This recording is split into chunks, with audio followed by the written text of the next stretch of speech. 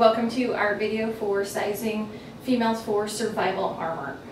We're going to start with the officer standing and take a couple of just basic measurements. So we start with the full chest measurement. So the officer lift their arms, come around the fullest part of their chest, and you can relax your arms a little bit. And you want to pull the measuring tape not really tight, but just a little bit snug. And that looks like we've got about 37.5 here. And then you can just move the measuring tape down right underneath the bust line. And again, pull the measuring tape snug but not tight. We've got about 32. And then if you bring it down to, where's your belly button at? Right to the officer's navel. And again, we've got about 32. And then you can have her turn around and you can take the back measurements.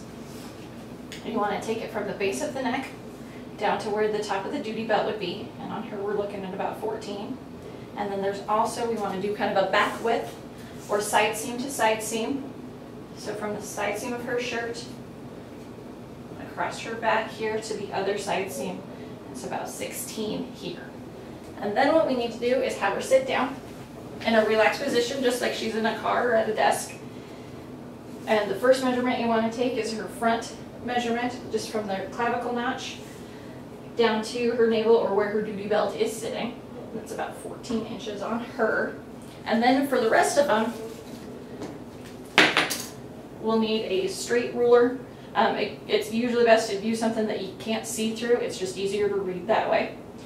So you want to take a clavicle to point. So you just feel where her clavicle is, down to the point, and here kind of use your best estimation. We've got about 7.5 inches. If you've got a 12-inch ruler, this one's easier if you flip it around and start from where her duty belt is and measure up so you don't poke her in the leg. And then from the top of her belt to the point, and here we're looking at about 6.5 inches. I also want to do a side seam to point.